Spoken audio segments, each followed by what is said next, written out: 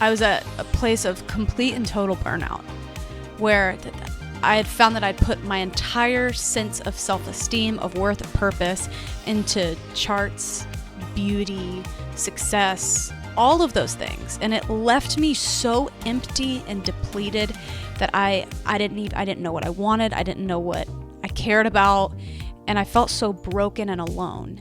And I remember sitting in the middle of all of those feelings and picking up the phone, calling my team and telling them, I gotta go get quiet. I just have to figure out if I'm supposed to do this. And it was a scary thing because the instinct is right. Like, don't stop the momentum. Keep going. If you slow down, then you're gonna get behind. But I felt so much peace and so much comfort from Jesus, knowing that He has me.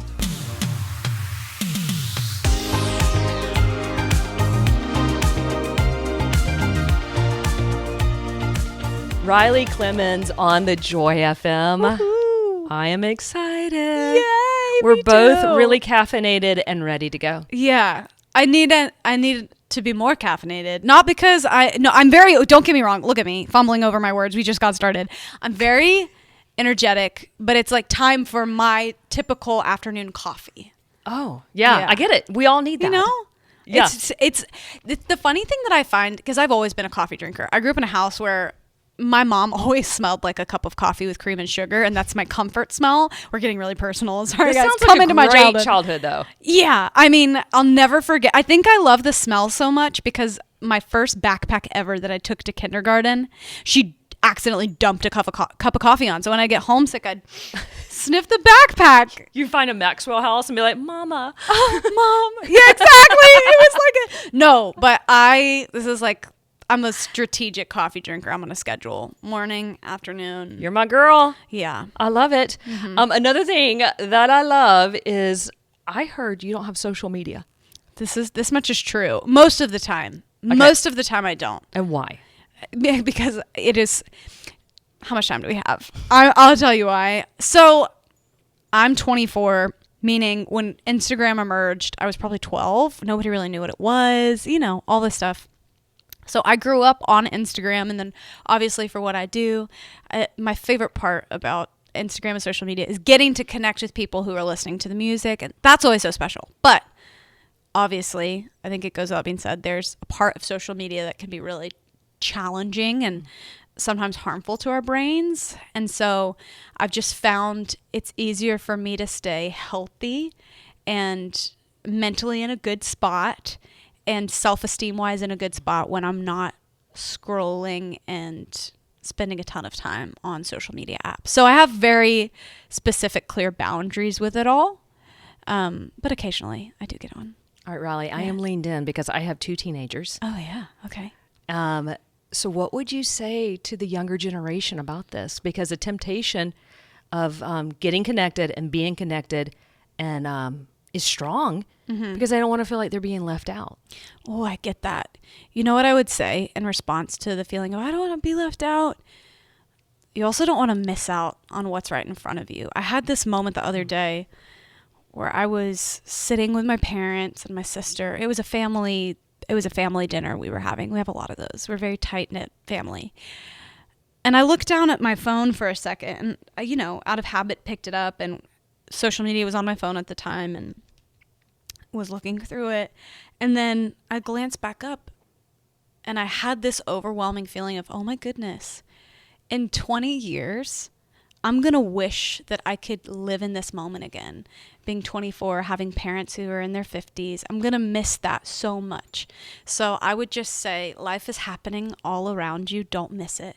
Put your phone down. It can wait. I promise it can wait. But to clarify, I still do write all the captions and stuff. I just have an amazing team who helps me to post and all that good stuff. So I don't have to be on it all the time, which is really nice. Awesome. Yeah. I think every parent out there that heard you say that, be like, okay, can you turn that volume up a little bit? Listen to what sweet Riley just said. It's genuinely for my own good. I just got to a place where I'd open up and play comparison games and do all of the things that are so bad for our brains. And I just got to a point where it started doing more harm than good. And that's when it was time to make some clear boundaries. I love it. Who told you that you could sing And did you believe him? Clearly, I believed him. I mean, here I am. Man, I don't know if anybody ever told me. You don't remember that moment that you're like, I like to do this? My mom jokes that I came out of the womb ready to do jazz hands. I've always loved it. There are home videos of me in the hallway of the house back when I was 3 years old in a big old princess gown doing a show with a karaoke mic in my hand, singing "Someday My Prince Will Come." Just the whole nine. I've always loved it. I've always gravitated towards music, and I think that quite naturally I wanted to do it. So it was hey, can I take lessons? And very grateful for a super supportive family. But yeah, I started so young. I think that I knew I had talent in the least conceited way possible. There's no way to say that and not sound like a jerk. But I knew that I loved to sing. It was just about fostering it and getting better at it and taking lessons and applying myself and all of the things to hone a craft. If you have video of yourself as a child singing, you could... Someone DM that to me. I would love it. I'll pass it along. Okay. It's super entertaining. You need to get your popcorn ready and sit down and So you're like, settle have no in. shame.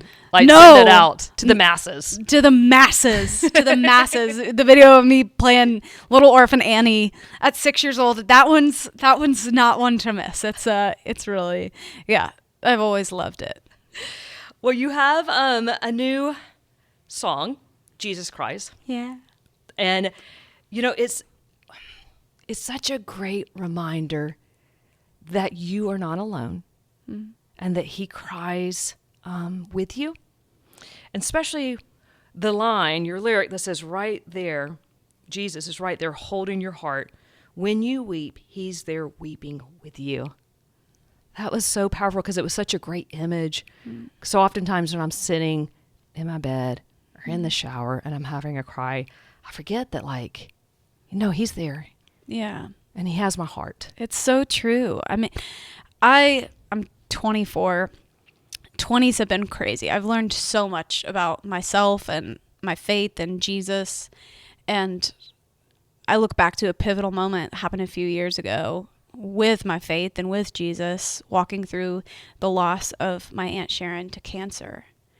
And I think in the midst of that grief, walking through that sadness with my family, I became so aware of the empathy of Jesus.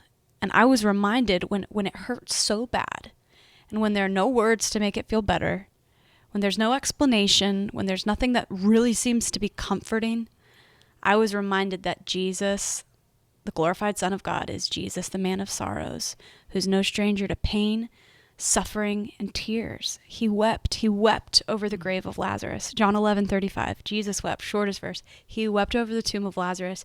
He weeps with me and my family in the middle of our grief. And I really believe that he weeps with you, whoever you are. I really believe it's in Jesus's nature to empathize with his children because he lived the human life. He did it perfectly, but he lived it and he went through it. And that's something, it just makes me feel, it reminds me that my Savior is close to me and it's an intimate, connected relationship. Have you ever truly kind of felt that he was there with you? Like Yeah. you might not have seen him, you might not have felt him, but you're like, I sense and I know you're here. Yes. Oh my goodness. I feel like I've had a good amount of those moments where just the presence of the Holy Spirit feels so strong and you just know that it's not something of this world. You know, it's not yourself. And, I look back a few years ago. Just to preface, I've been doing music for a really long time. You really have. I signed my record deal when I was 17 or 18, and I've grown up doing this. I've grown up very visibly in front of people, and it's been full of ups and downs. But it was about 2.5 years ago, I was at a place of complete and total burnout where I had found that I'd put my entire sense of self-esteem, of worth, of purpose into charts, beauty, success, all of those things. And it left me so empty and depleted that I didn't know what I wanted. I didn't know what I cared about. And I felt so broken and alone. And I remember sitting in the middle of all of those feelings and picking up the phone, calling my team and telling them, I got to go get quiet for most of the year. I just have to figure out if I'm supposed to do this. And, it was a scary thing because the instinct is right. Like, don't stop the momentum. Keep going, keep going, keep going. That's what the world would tell you, right? That if you stopped or if you slowed down, then your career's going to be over. If you slow down, then you're going to get behind and whatever. It is so that way. That's very of our culture in this moment. But it was one of those, I felt so much peace and so much comfort from Jesus, knowing that he has me. And trust me, there were so many days where I really had to look in the mirror and tell it to myself when I didn't believe it, when I wasn't convinced. Some days it was easier to believe than others. That's the humanity of it all. But, oh man, I'm always learning about Jesus. I feel like I wake up every single day and learn something new. And it's been a really sweet season of getting to learn more about Jesus, the heart of Jesus, who he is to me. And look at it. You slowed down. Yeah. You took that moment, and your career is it's been amazing. This song, it's so good. Thank you so much. I really love this song, and I really feel connected to it. It's one of those, it was the first idea I had for this album, and I wrote it with my friends Ellie Holcomb and Jeff Pardo, and it was such a special write. It was such a special session, and I just hope this song reminds people that the same Jesus who weeps with me weeps with them. Well, Riley, it reminded me. I'm so glad. That makes me so happy. That does brings me it? joy. Yes, it does. It honestly did. Because that's our good God. Yeah. That is our King, right? Amen to that, sister. That's good news. All right, Riley, you want to play a game with me? I would love to play a game with you. Okay, great. I'm very competitive, I'll warn you. Oh, well, there's really no winning or losing because it's just straight up answering some questions from the Disco Ball of Fun. Disco Ball of Fun. Did you like that? It's a disco bowl of fun. I love it. Okay. There are questions that my friends and I came up with. Oh, good. We threw them in this little ball, and then you're going to reach in and grab one and answer it. Okay. I feel like I just can do shake this. it up. Yeah. Oh, get it. Okay. Just any question? Yeah. And if you get a question you don't like, you can play the reverse card on me, and I will answer it. Oh, this is a good one. How have you been influenced? What have you bought? Yeah, is there something like on Instagram or TikTok that you're like, oh, such a sucker? Only all the time, but it was actually a really good purchase. I use it all the time. So look at me, I'm influencing. It's a vanity box. So I take it on the road with me. It holds all my makeup. But when you open it up, you can travel with it. When you open it up, there's a mirror that lights up. So when you're going to venues and you don't know if you're going to have a nice mirror set up, I'm not worried about it.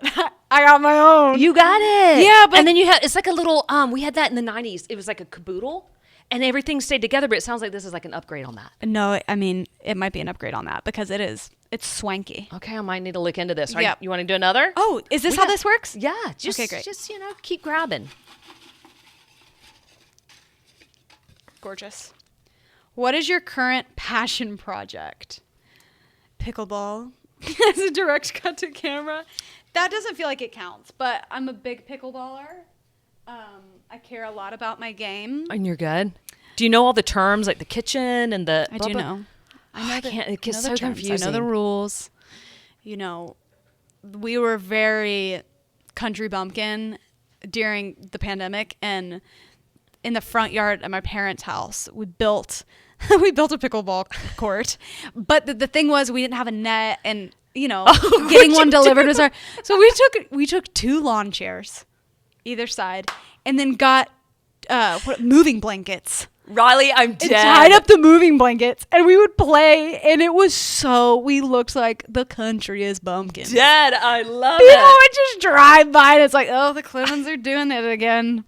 That's so good. Yeah, it's good Oh, times. that's hilarious. I love it. All right, maybe we got time for one more. Oh, How much time do you have? What's a day in your retired life look like? Bliss, I hope.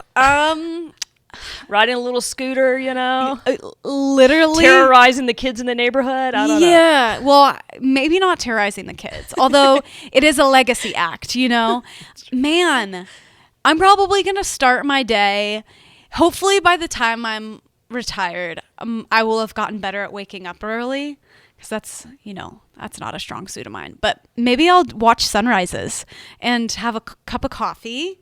And then I'll make myself a lunch with things for my garden. It's like my dream life. I have this pictured in my head with you playing your pickleball with your blanket and your chairs. And I'll play pickleball to keep me healthy in my retired years. But you got to do it in the driveway like you did during quarantine. No problem. Done and done. Because in my head, that's how I picture you doing this. Absolutely. With your bathrobe and your slippers. Yes. Yeah, my hairnet. House in my retired life will be the perpetual house of dinner parties. I'm going to host a dinner party every night. I love it. I'm going to cook for my friends and my family, and we're going to have 4-hour marathon dinners. That's my love language. Can we go ahead and put it in the calendar and I'll be there? No, it's so much fun. We'll do this together. Of course, I'm a little bit older, so I will hit retirement before you. You are invited. I will be invited. There, and we will live out our retirement years together. That would be great. We'll do our own little community. We can occasionally pinky promise. Yeah. Okay, Riley, you That's got the it right weirdest there. Pinky promise I ever did. I went like an uppercut. Well, when was the last time someone asked you to pinky promise you something? That's a little. Maybe last week. Oh, really? Yeah. I was thinking second grade. No, my sister and I do it all the time. Hey, Raleigh, thank you so much for coming and chatting and having fun. Now, thanks. Let's go get some more coffee, right? It's time, sister. It's time, I fear. Let's do it.